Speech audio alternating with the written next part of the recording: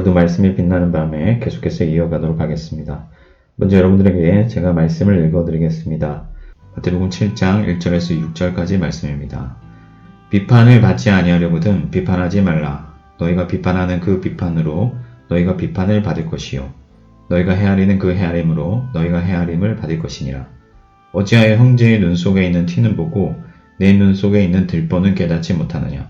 보라, 내 눈 속에 들보가 있는데 어찌하여 형제에게 말하기를 나로 내 눈 속에 있는 티를 빼게 하라 하겠느냐.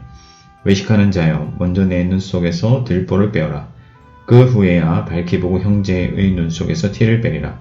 거룩한 것을 개에게 주지 말며 너희 진주를 돼지 앞에 던지지 말라. 그들이 그것을 발로 밟고 돌이켜 너희를 찢어 상하게 할까 염려하라. 아멘. 지난 시간에는 하늘의 것을 추구하라는 주제로 말씀을 나누었습니다. 예수님께서 먼저 그의 나라와 의를 구하라 그렇게 말씀하셨는데요. 우리의 보물을 어디에 쌓아야 할지, 하나님 나라 시민들로서 가치관이 어떠해야 할지에 대해서 말씀하셨습니다. 이어서 예수님은 형제를 비판하지 말라 말씀하십니다.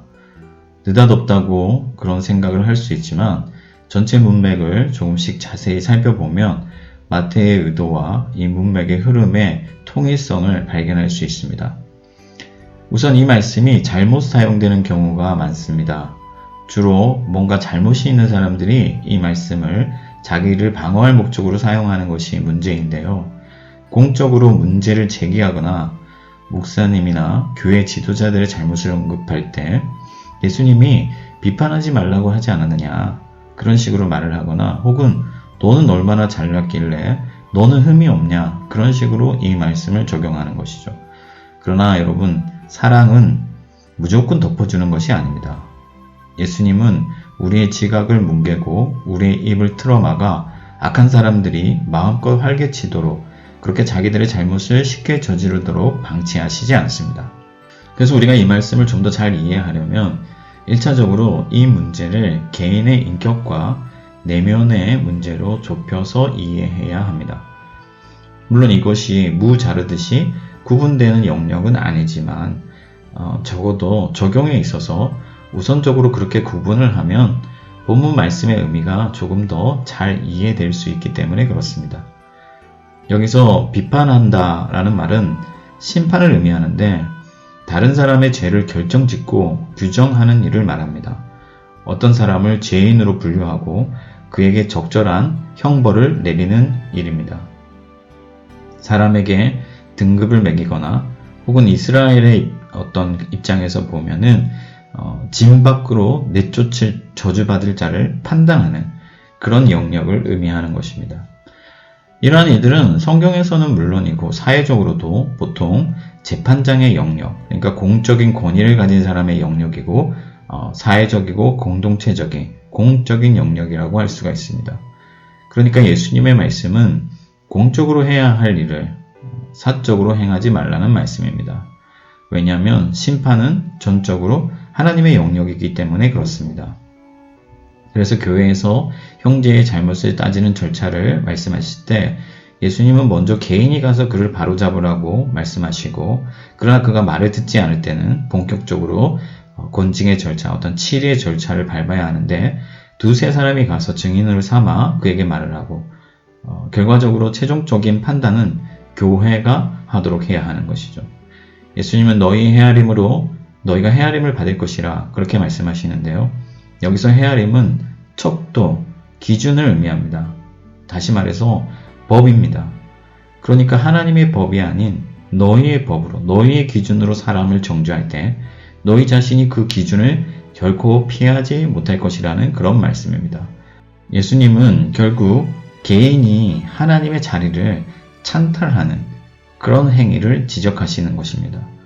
야고보 보가 많이 선생되지 말라 그렇게 말씀했는데 사실 선생이 없을 수는 없잖아요. 선생을 아무도 하지 않는다면 교회에서 누가 가르칠 수 있겠습니까? 여기서 선생되지 말라는 말씀의 의미는 선생이 되어서 누군가로부터 존중받고 또 대접받고 다른 사람들을 훈계하는 위치에 서서 누군가를 지배하려는 그런 욕망을 지적하는 말씀입니다. 마찬가지로 비판하지 말라는 말씀도 누군가를 비판하고 정죄함으로써 자기의 의를 드러내고 다른 사람들을 자기 발 아래 두려는 그런 욕망과 교만을 지적하시는 말씀입니다. 사람들은 누군가를 판단하기에 능하고 타인의 죄를 드러내길 좋아합니다. 지적하길 좋아하는 것이죠. 거기서 만족을 느끼고 희열을 느낍니다. 그 자체로 자기가 신적인 영역에 들어설 수 있기 때문에 그렇습니다. 그래서 누군가의 잘못을 그냥 쉬이 지나치지 못합니다. 남에게 있는 허물은 조금이라도 밝혀서 사사로운 것도 부풀리기를 좋아합니다. 마치 현미경을 들여다보듯이 다른 사람의 죄를 세밀히 살펴서 드러냅니다. 그런데 실제로는 상세히 보지 않습니다. 대충 봅니다. 설렁 봅니다. 본의를 왜곡하고 맥락을 무시하고 상황을 고려치 않고 섣불리 정죄합니다. 불필요할 정도로 날카롭고 엄격한 기준을 적용하여서 고차원적인 도덕을 내세웁니다. 그런데 정작 자기 자신의 잘못은 잘 생각하지 않습니다. 젊은 세대들은 연예인들의 조그마한 흠도 마녀 사냥을 합니다. 물론 비판받아야 할 지점들은 비판을 받아야 합니다. 그런데 그 도가 지나치다는 것이죠. 홍대 거리에 나가보면 담배꽁초가 길가에 가득하지 않습니까? 그런데도 불구하고 다른 어떤 사람의 조그만 흠결도 그냥 지나치지 못하는 것이 대중의 심리입니다.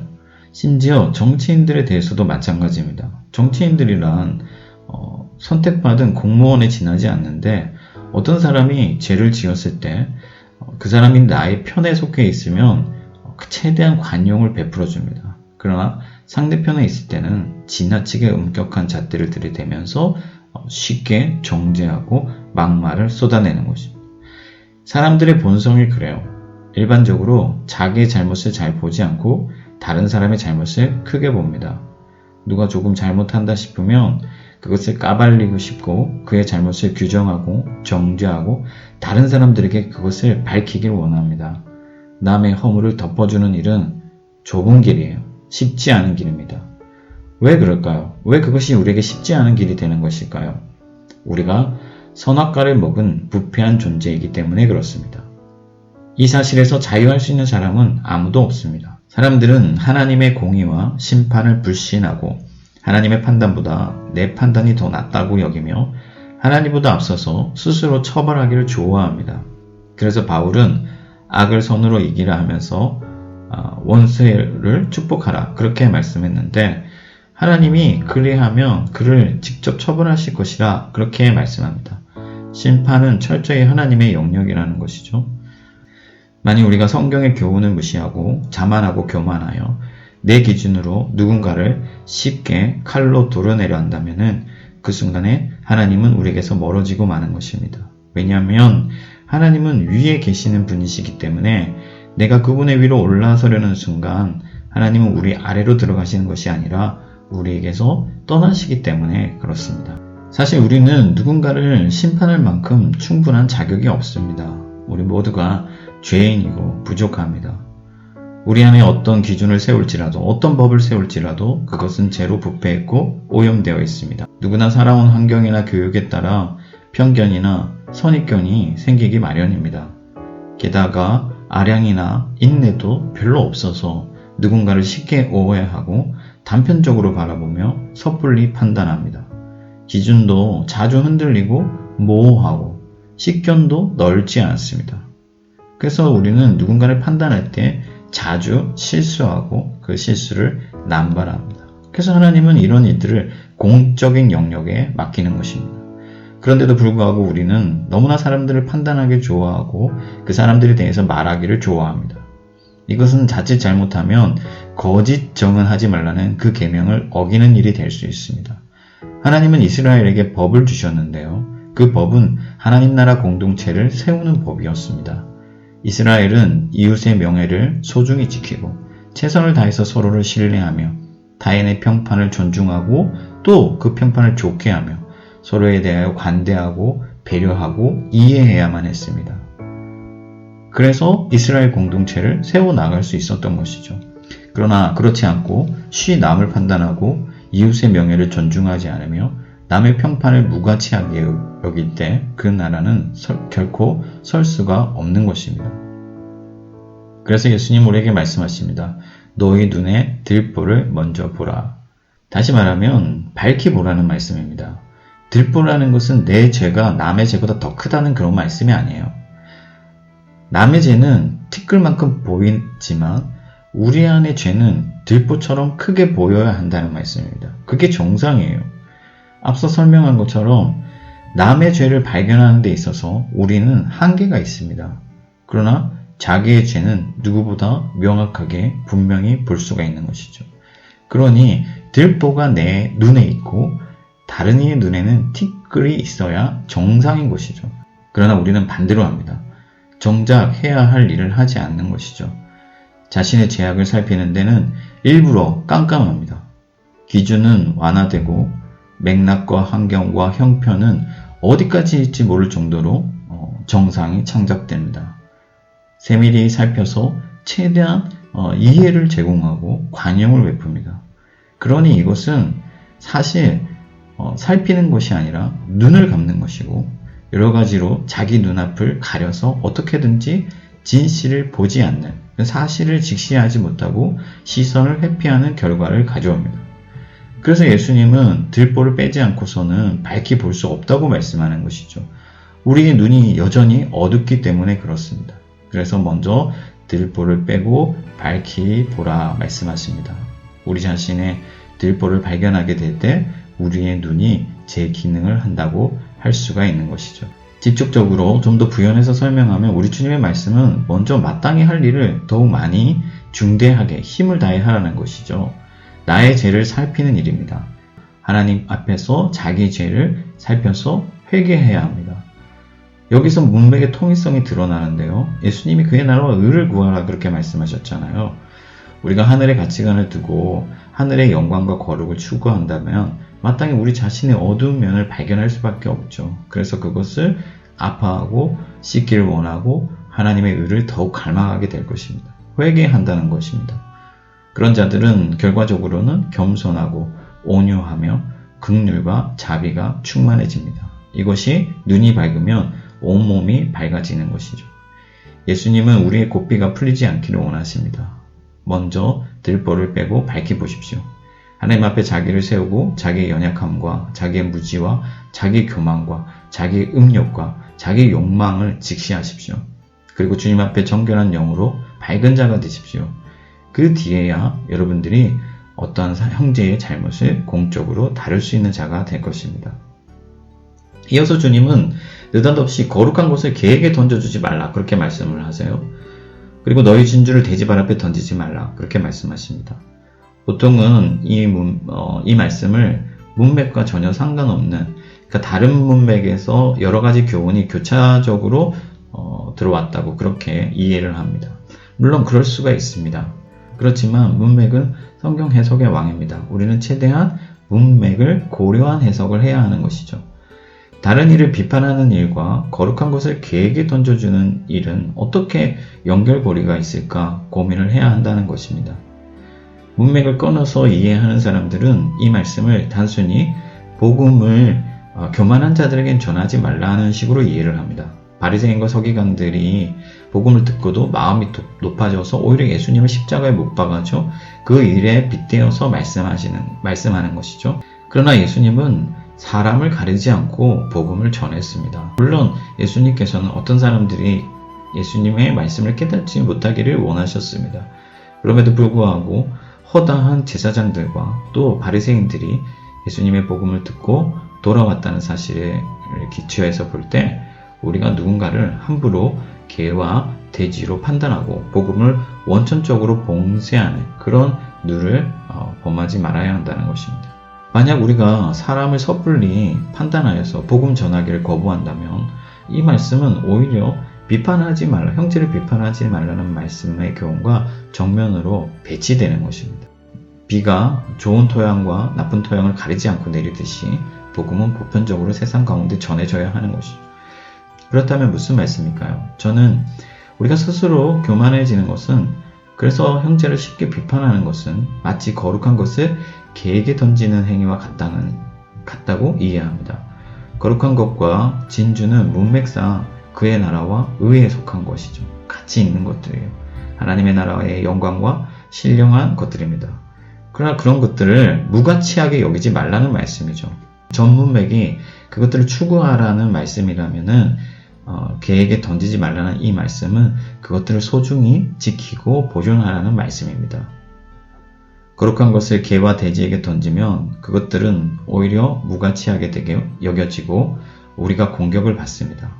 귀신이 마음에서 나간 뒤에 일곱 귀신이 들어오는 법입니다. 우리가 먼저 그의 나라와 의를 바라보고 그것들을 구한다 하더라도 그 의로서 자기 자신을 살피지 않고 다른 사람들, 악한 사람들을 심판하는 도구로 사용한다면은 마치 개에게 거룩한 것을 던지는 것과 같다는 말씀입니다. 사랑하는 여러분, 심판하시는 분은 하나님이시고 하나님이 하나님의 법으로 세계를 다스리십니다. 우리는 그의 나라와 의를 구하되 가장 먼저 거룩하고 신령한 빛을 우리 자신에게 적용해야 합니다. 말씀 앞에 자신을 세우고 자기의 죄를 철저히 먼저 애통하며 하나님의 보혈로 씻어야 하는 것이죠. 그리고 나서 우리 마음 가운데 하나님의 빛이 들어오고 우리가 하나님의 인애와 긍휼로 무장하고 겸손해질 때 우리의 눈은 밝아지고 우리는 형제의 잘못을 직시하게 되며 그제서야 형제들을 바른 길로 인도하는 그 길로 나아갈 수가 있는 것입니다. 기쁜 교회 성도 여러분, 거룩한 것을 개에게 던지지 마시고 여러분께 허락하신 진주를 돼지에게 던지지 말길 바랍니다. 오직 하나님의 의를 따라서 우리 자신을 하나님께 복종시키며 계속해서 자기 자신을 개혁해 나가시길 바랍니다. 그리고 혹 형제의 죄를 발견하거든 사사로이 그를 정죄하고 그를 자기 발 아래 두려 하기보다는 적절하고 성경적인 질서를 따라서 그 일을 바로 잡기를 기대하고 또 나의 영역을 벗어난 일에 대해서는 철저히 하나님의 공의와 섭리를 신뢰하는 가운데 인내할 수 있기를 바랍니다. 그리고 밝은 눈으로 세상을 하나님의 나라로 건설해가는 저와 여러분들이 되기를 진심으로 소망합니다. 말씀 가지고 기도하겠습니다. 하나님, 우리는 잘 알지도 못하면서 누군가를 쉽게 판단하고 정죄하기를 좋아합니다. 하나님의 의와 거룩한 나라를 사모한다고 하면서도 그것을 가지고 다른 이들을 먼저 판단하고 또 나의 들보를 발견하기보다는 다른 사람의 눈에 티끌을 먼저 밝혀내기를 좋아합니다. 그러나 주님, 우리의 눈을 밝혀주시고 우리의 연약함과 우리의 무지와 우리의 잘못을 먼저 발견하게 하시고 하나님 앞에 나 자신을 세워서 진정한 회개와 겸손으로 나아갈 수 있도록 도와주시옵소서. 그래서 정결하고 밝은 눈과 또 몸으로 하나님의 뜻을 이루어 나가는 저희들이 되게 하여 주시옵소서. 감사하며 예수님의 이름으로 기도합니다. 아멘. 각자의 기도 제목으로 나아가겠습니다. 다음 주에 만날 때까지 평안하시기를 바랍니다.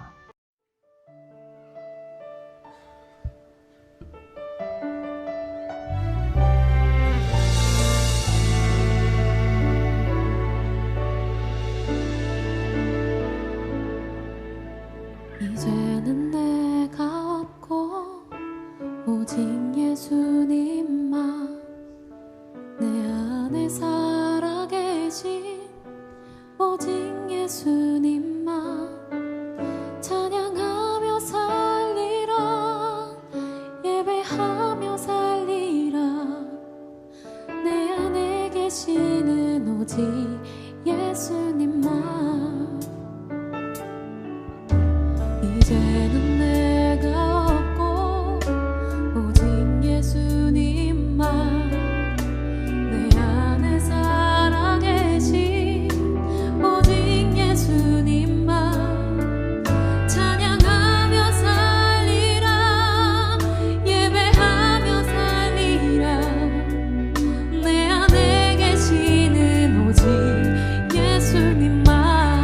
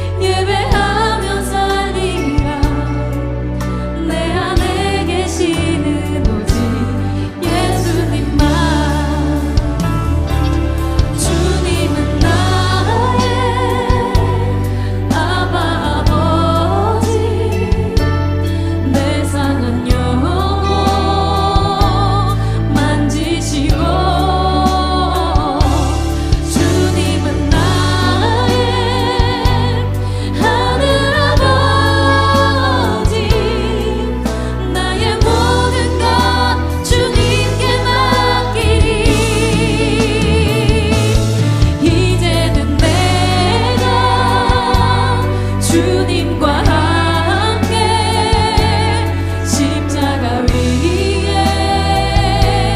죽었으니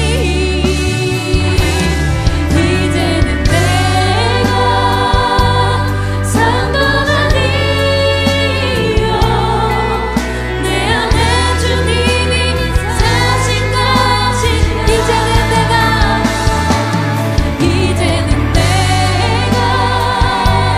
주님과 함께 십자가 위에 죽었으니 이제는 내가 산 건 아니요 내 안에 주님이 사신 것이라 이제는 내가 없고 오직 예수님만 내 안에 살아계신 오직 예수님만 찬양하며 살리라 예배하며 살리라 내 안에 계시는 오직 예수님만 이제는 내가 없고 이제는 내가 없고 오직 예수님만 내 안에 살아계신 오직 예수님만 찬양하며 살리라 예배하며 살리라 내 안에 계시는 오직 예수님만 내 안에 계시는 오직 예수님